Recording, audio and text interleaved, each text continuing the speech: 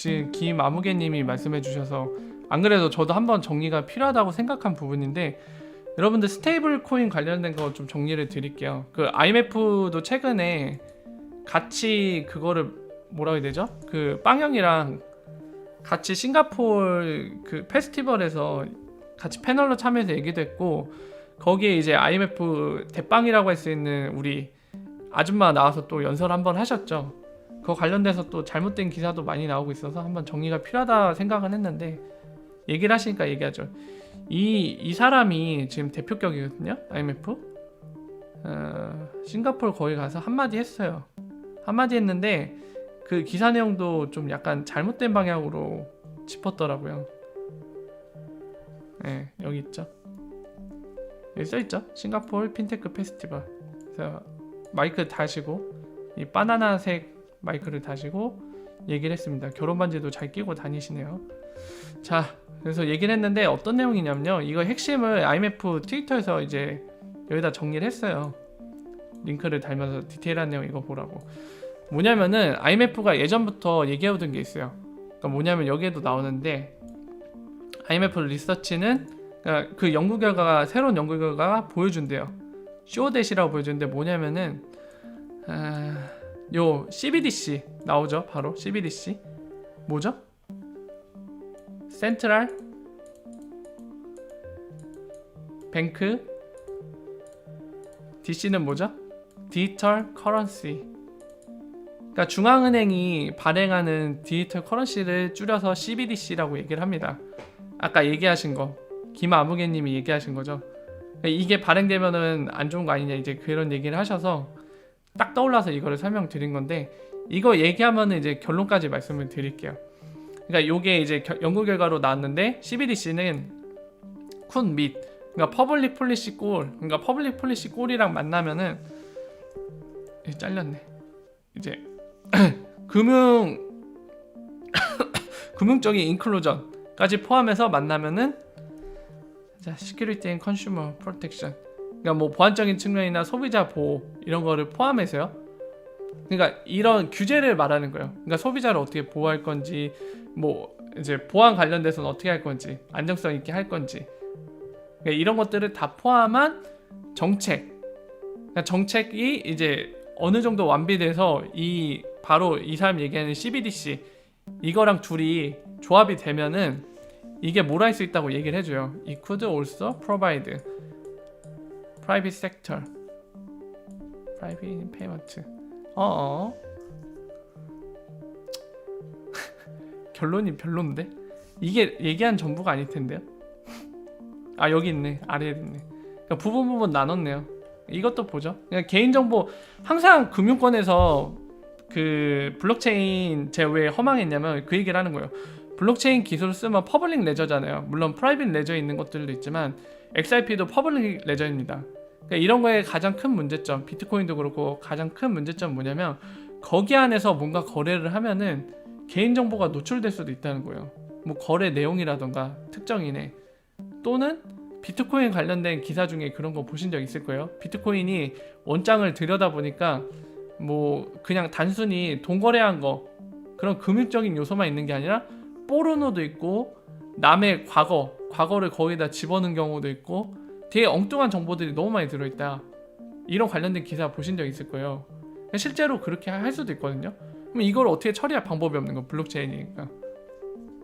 무결성을, 그러니까 이거를 조작하거나 이런 거 못하게 하려고 분산시켜 놓고 그거를 검증하는 형태로 해서 이제 어떤 특정한 주체가 컨트롤을 못하게 만든 형태잖아요. 근데 이게 장점이 될 수도 있지만 지금 같은 케이스는 반대로 단점이 되는 거예요. 저거 지울 수가 없는 거예요. 저 블록들을 날려야 되는데, 여러분들도 아시겠지만 블록이 체인처럼 연결되다고 해서 블록체인인 거잖아요. 중간에 있는 블록을 날리면 어떡해요? 인위적으로. 그럼 그 블록체인 자체가 무결성이 위협을 받는 거잖아요. 그러니까 이러지도 못하고 저러지도 못하는 거예요. 되게 큰 이슈죠. 그러니까 이런 게 이제 개인정보 관련된 문제랑 결합해갖고 문제가 이슈화 되는 거죠. 그래서 이제 프라이버시 관련해서 언급을 한 거고요. 예. 주로 기사 나온 건 이 내용이죠. 이 사람이 얘기한 것 중에. 여기 써있죠. 이슈. 이슈 디지털 커런시. 이슈 뭐라고 했죠? 그거죠. 디지털 커런시를 신용 발행하는 거 얘기해요. 이슈잉 하잖아요. 이슈드 또는 이슈 발행한다. 그걸 얘기하는 건데 믿는데요. I believe. 왜냐면 IMF가 항상 그 얘기예요. 가능성 있다고 이제 뭘 얘기하냐면 예전부터 얘기하던 게 그러니까 적극적으로 CBDC 같은 거를 중앙은행들이 만들어서 이거 활용하면 혜택이 있으니까 그런 걸 고려해봐라. 약간 긍정적으로 항상 얘기를 해요. 그러니까 이거 관련돼서 기사가 나갔는데 이제 이게 좀 와전된 경우가 좀 있더라고요. 근데 여기서 얘기하는 건 명확히 그거예요. CBDC. 여기도 적혔잖아요. CBDC. 디지털 커런시 CBDC. 중앙은행이 이거 활용하면 좋을 것 같다. 자, 그러면 우리 이걸 보면서 느껴야 될 게 뭐냐면은 두 가지 정도가 있어요. 일단 CBDC의 존재가 되게 뭐냐 이거를 고민해야죠. 그러니까 그게 뭔지를 명확히 알아야 리플사의 사업이 방해가 되는지 아니면 도움이 되는지 또는 그냥 상관이 없을지 이런 판단을 할 수 있잖아요. 첫 번째로 그걸 알아야겠죠. 스테이블 코인이 뭔지. 그리고 두 번째는 이게 생성이 됐을 때 뭐 스테이블 코인이라고 하면 이게 생성됐을 때 판이 어떻게 그려질지 이런 걸 생각해 봐야겠죠. 자, 일단은 스테이블 코인에 대해서 얘기를 할게요. 우리가 가장 걱정한 건 그거잖아. IBM이 스텔라 손잡고 IBM 월드와이드라고 만들었습니다. 블록체인 월드와이드라고 크로스보더 페이먼트 솔루션 만들었어요. 그때 스트리밍 때 같이 라이브로 동영상을 보셨지만 그걸 보면은 바로 XRP, 엑스라피드와 작동 방식이 너무 흡사해요. 근데 다만 차이점이 있는 거는 거기에 스테이블 코인을 쓴다고 했잖아요. 브릿지를. 기억나시나요? 그렇죠? 자, 그러면 이제 스테이블 코인에 대해 좀 알 필요가 있는데 자꾸 언급이 나오니까 같이 얘기를 나눠보죠. 스테이블 코인이 무엇이냐? 여러분들도 잘 알고 계십니다. 정말 뼈대가 되고 핵심적인 요소 잘 알고 계시죠? 뭐죠? 이름이 괜히 스테이블이 아니잖아요. 여러분들도 아시는 테더 뭐 이런 것들이 다 스테이블 코인이죠. 가격이 어느 것과 연동돼서 고정되어 있는 거. 어느 것과 연결되어 있죠? 실제 법정화폐. 법정화폐야 서로 연동이 돼 있잖아요. 네, 그게 가장 중요하죠. 그래서 가치 변동이 잘 일어나지 않는다는 특징이 있죠. 네. 자, 근데 여러분들 생각을 해봅시다. 그렇다면 스테이블 코인이 해결할 수 있는 문제가 뭐냐를 생각해 봐야 돼요. 그러니까 스테이블 코인이 어디에 쓰일까? 생각해 보신 적 있나요? 스테이블 코인. 스테이블 코인 같은 경우는 이미 실 사례가 있죠. 어떤 문제를 해결했죠? 암호화폐 거래소가 규제가 완비가 되지 않아서 고생하고 있을 때 그 문제를 해결해 준 게 뭐죠? 스테이블 코인입니다. 실제 금융기관과 연결이 돼야 실제 법정화폐가 입금이 되면서 그 돈들이 흘러들어올 수 있잖아요. 펀드가. 근데 각 나라의 법적 규제가 다르고 혼란 속인 상태이기 때문에 막 어떤 나라는 약간 금지시켜 놓긴 했죠. 이제 그걸로 작은 세탁을 할 수도 있고 악용할 수도 있기 때문에 뭐 맞기도 하고 실제 우리나라가 그렇고요. 그랬을 때 이거를 해결해 준 게 바로 스테이블 코인입니다. 네. 그러니까 한 달이 더 건너는 거죠. 달러 같은 걸로 스테이블 코인을 사요. 그리고 그 스테이블 코인 이제 대표적인 얘가 테더인데 그거를 각 나라에 있는 암호화폐 거래소들이 상장을 해요. 그래서 그거를 마치 달러처럼 쓰는 거죠. 그리고 그걸 실컷 거래하다가 이제 나는 다시 법정화폐로 바꾸고 싶어 이러면 테더랑 법정화폐 쌍돼 있는 걸 통해서 두 달이 건너서 다시 바꿔서 빠져나가고 그러죠. 법정화폐로 받아서. 그러니까 이런 열악한 상황, 각 나라가 이제 규제가 클리어하게 정의되지 않은 상태에서 이제 그런 금융기관들의 펀드, 금융기관 통해서 이제 은행이라던가 이런 데 통해서 들어가는 돈들을 막아놨는데 이 문제를 간접적으로 해결해 준 게 바로 스테이블 코인, 테더죠. 대표적인 예가. 근데 뭐 이런 특징은 알겠는데 가장 중요한 거는 그러면 얘네가 과연 브릿지로 쓰여서 리플사의 사업 영역과 겹쳐갖고 XRP의 라이벌이 되거나 또는 방해할 수 있는 거 아니냐 이런 거에 대한 이제 걱정이라던가 또는 의문이 가장 큰 문제일 텐데 일단은 스테이블 코인이 약점이 있어요. 여러분들 어떤 약점이 있을까요? 얘네는 아까 연결돼 있다고 했잖아요. 법정화폐랑 달러라던가 이런 법정화폐들이랑요. 그럼 얘네는 어떤 거를 해야 되죠? 보증을 해야 돼요. 보증을. 내가 만약에 지금 테더를 한 1억 개 발행을 해요. 그럼 그거 발행할 수 있는 근거가 있어야 될 거 아니에요. 내가 실제로 1억 달러 정도를 보유하고 있어야겠죠. 그래야지 그 발행한 거에 대해서 바꿔줄 수 있으니까. 내가 발행한 테더를 누군가 사요. 근데 산 사람이 야 나 이거 다시 달러로 바꿀래. 돈 내놔. 네가 발행한 거잖아. 돈 내놔. 이랬을 때 돈을 줄 수 있어야 되잖아요. 당연히 그 보증금 갖고 있어야겠죠. 마치 은행들이 본인들이 이제 돈을 이렇게 중앙은행, 한국은행 같은 경우 예를 들게요. 돈을 뱉어냈으면은 그 담보가 있어야 될 거 아니에요. 담보가 없으면 그냥 한낱 종이 쪼가리잖아요. 그 가치를 인정받으려면 한국은행이 발행한 돈이니까 거기에 대한 담보가 있어야겠죠. 뭐 금이라든가 우리가 금을 이만큼 보유해놓고 있어. 이런 걸로 담보를 해야죠.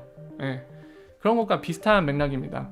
그런 문제를 해결해야 되고 두 번째는 또 뭐죠? 만약에 블록체인 기술을 써서 누구나 의심할 수 없는 정확한 블록체인 기술을 써서 싸이월드 도토리처럼 내가 무한대로 발행할 수 있는 게 아니다. 남들이 검증이 가능하다.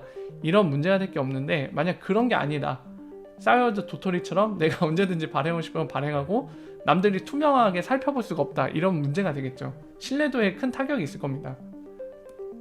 그런 문제를 해결해야 되고요. 세 번째는 뭐죠? 유동성이에요. 유동성. 1, 2번의 특징들이 단점들이 겹쳐서 나타나는 건데요.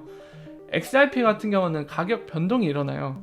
변동이 일어나니까 사람들이 이걸 사고팔고를 하잖아요. 활용해서.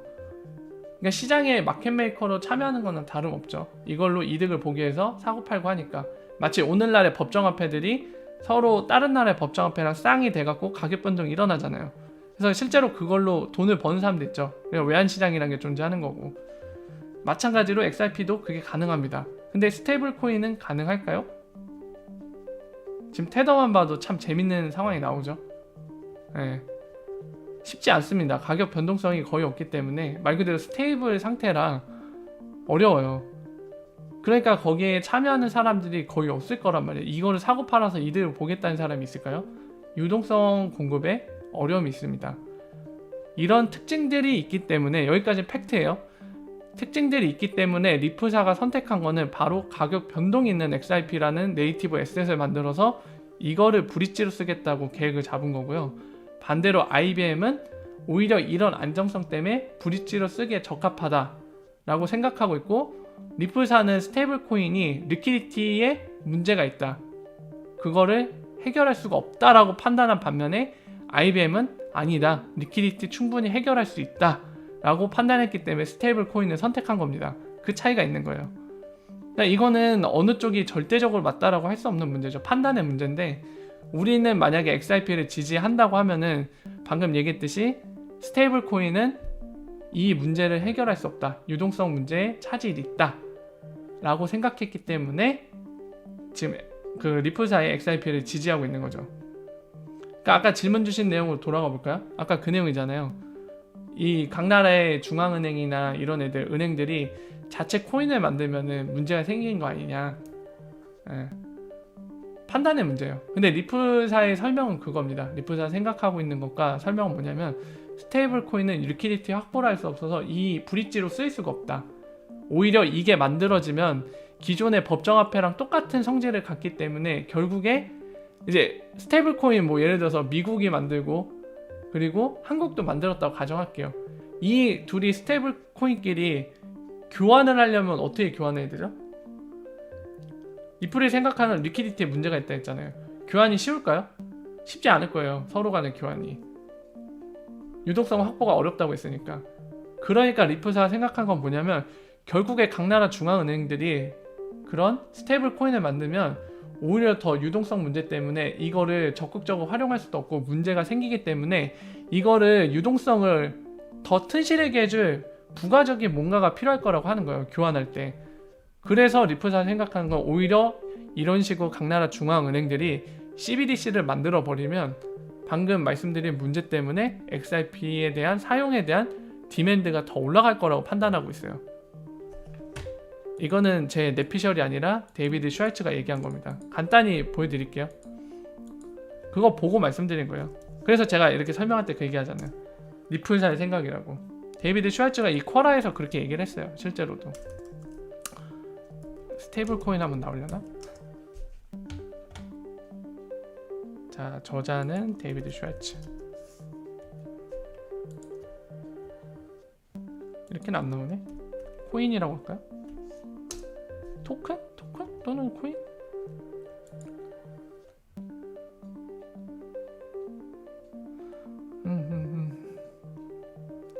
뱅크도 넣어야 되나?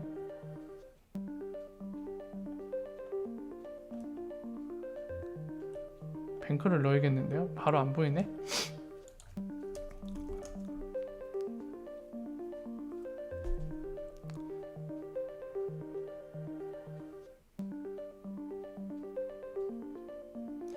그래서 여기에는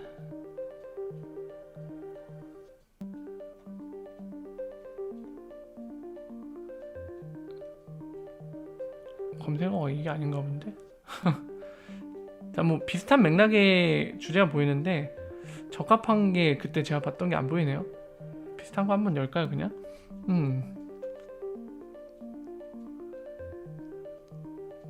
요거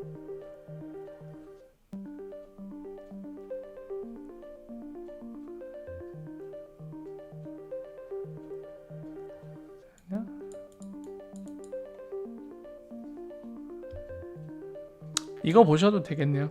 제가 링크를 남겨놓을게요. 이거 보셔도 그 내용이 나와 있습니다. 이거 보셔도 되고 쿼라에서 더 찾으면 있거든요. 원하시면 제가 찾아서 링크를 드릴게요. 한번 보세요. 데이비드 슈왈츠 리프사 어떤 생각을 갖고 있는지. 그래서 결론을 말씀드리면은 사실 100% 확실하다고 얘기할 수 없어요. 아까 질문 주신 게 그거잖아요. 만약에 각 나라의 중앙은행들이 스테이블 코인을 만들고 IBM도 스테이블 코인 갖다가 뭘 하려고 하는데 이렇게 되면 리프사 위험한 거 아닙니까? 이 질문에 대해서 아니다라고 100%로 얘기할 수는 없고요. 정확한 객관적인 팩트는 뭐냐면 리플사는 그렇게 생각 안 하고 있다는 거예요. 그러니까 어떻게 보면 이거는 확정적으로 얘기할 수 없는 문제예요. 왜 리플사는 그렇게 생각하고 있지 않은지 설명드렸잖아요. 그러니까 리플사가 그냥 우격다짐으로 아니야 그냥 우리께 짱이야 이렇게 얘기한 건 아니고 그 근거가 그거죠. 스테이블 코인 아까 말씀드렸지만 특징이 페어링이 돼야 되잖아요. 법정화폐랑. 그러다 보니까 발행량을 마음대로 뽑아낼 수도 없고 그리고 이게 가격이 안정되다 보니까 유동성 문제가 생기는 거예요. 자연스럽게. 그러다 보니까 당연히 그 디지털 커런시를 만든 것끼리 교환도 어렵다 그거예요. 유동성이 확보가 안 되니까. 그래서 결국엔 브릿지로 XRP가 쓰일 수밖에 없다는 거예요. 그런 디맨드가 있는데 그걸 해결해 줄 수 있는 네이티브 에셋은 XRP밖에 없다. 그러니까 이거는 결국에 리플사를 도와주는 거다 사업을. 이렇게 생각하고 있습니다. 그게 리프사가 그렇게 생각하는 근거들이에요. 지금 말씀드린 게. 자, 그래서 충분한 답변이 됐을지 모르겠네요. 아마 가장 베스트 답변은 100%인데 사실 세상의 모든 게 100%는 거의 없죠. 99%는 많이 있을지언정 100%는 거의 없죠. 100%라고 부르는 거는 우리가 그렇게 100%라고 부를 수 있는 거 또는 부르는 것은 뭐냐면 진리라는 거잖아요. 그 누구도 반박할 수 없는 진리. 예.